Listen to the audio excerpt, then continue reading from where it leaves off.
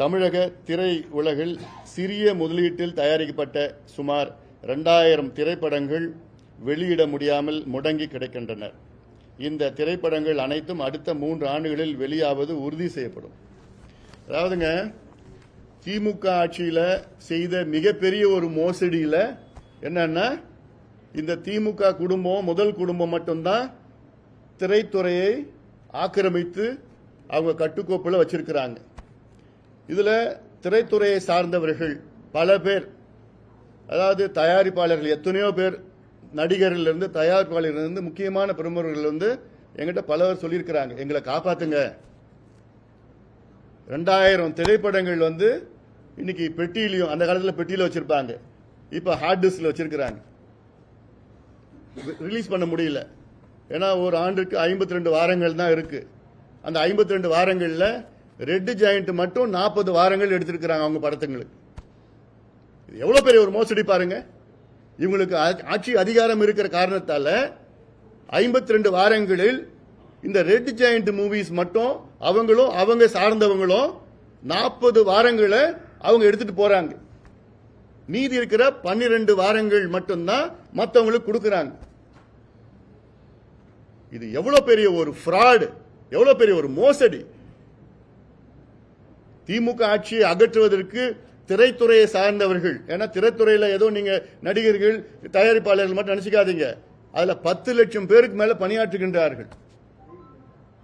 கிட்டத்தட்ட 3-4 லட்சம் குடும்பங்கள் ஏழ்மையில இருக்கிறாங்க. இன்னைக்கு படம் எடுக்கிறாங்க, முடியல, அவங்க வெளியில சொல்ல முடியல. வெளியில சொன்னா அவங்களுக்கு தியேட்டர் கிடைக்காது.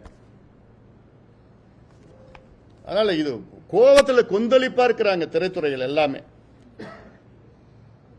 தமிழ்நாட்டில் வலிமை உள்ள சிண்டிகேட் அமைத்துக் கொண்டு திரை அரங்குகள் மீது ஆதிக்கம் செலுத்தும் நிலைக்கு அதுக்கு முடிவு கட்டப்படும்.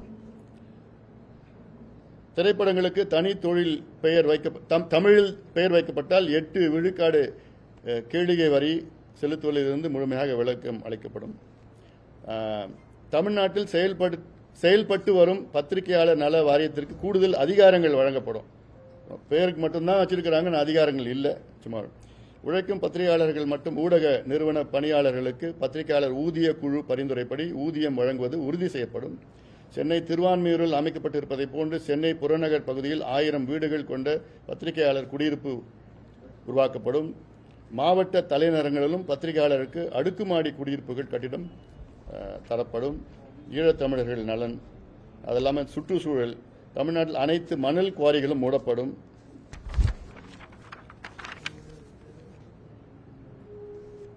அதாவது கிளீன் ஏர் ஆக்ஷன் பிளான் அது வந்து செயல்படுத்தப்படும். சட்டம் ஒழுங்கை காப்பாற்ற காவல்துறைக்கு முழு சுதந்திரம் அளிக்கப்படும். காவல்துறைக்கு சுதந்திர உறுதி செய்ய மாநில பாதுகாப்பு ஆணையம் புதுசா ஏற்படுத்தப்படும். அதாவது காவலர்களுக்கு 8 மணி நேரம் பணி வரம்பு நிர்ணயிக்கப்படும். காவலருக்கு 7 ஆண்டுகளுக்கு ஒரு பதவி உயர்வு வழங்கப்படும். காவலராக பணியில் சேர்பவர்களுக்கு ஓய்வு பெறும்போது ஆய்வாளர் நிலைக்கு பதவி உயர்வு பெறுவது உறுதி செய்யப்படும். அப்புறம் வந்து கூடுதல் போக்சோ மகளிர் நீதிமன்றங்கள் அமைக்கப்படும். உச்சநீதிமன்றம் கிளையை சென்னையில் அமைக்க நடவடிக்கை எடுக்கப்படும். உயர்நீதிமன்றத்தின் தமிழில் ஆட்சி மொழியாக மத்திய அரசிடம் வழங்கப்படும். போக்சோ வழக்குகளை விரைந்து விசாரிக்க முடிக்க அனைத்து மாவட்டங்களிலும் குறைந்தது ஒரு சிறப்பு நீதிமன்றம் அமைக்கப்படும். பெண்களுக்கு எதிரான குற்றங்கள் விசாரிக்கும் சிறப்பு நீதிமன்றங்கள் எண்ணிக்கை அதிகரிக்கப்படும். தமிழ் மொழி வளர்ச்சி, தமிழ் கட்டாய பாடமாக்கப்படும்.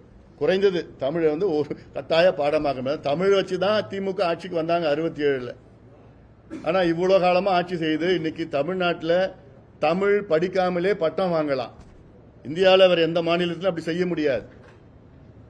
ஆனா தமிழ் எங்கள் உயிர் மூச்சு அப்படிலாம் வசனம் பேசி தமிழ் படிக்காமலே இங்கே பண்ணி, அதான் தமிழ் கட்டாயமாக ஒரு பாடம் ஆக்கப்படும்.